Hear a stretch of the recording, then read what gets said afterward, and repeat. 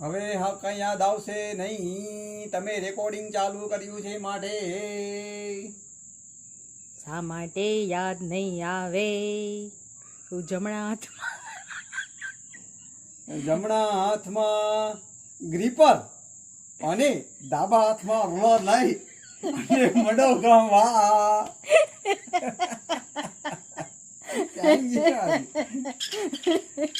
એક બે ત્રણ કરીને સ્વાહા.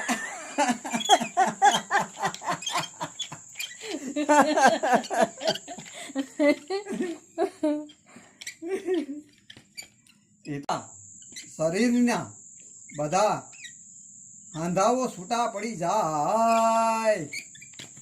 દાવો છૂટા પડી જાશે. પછી ભરાતા વાગે ભજનના ભારી રે. ભલે આવ્યા બીજું હું તઈ.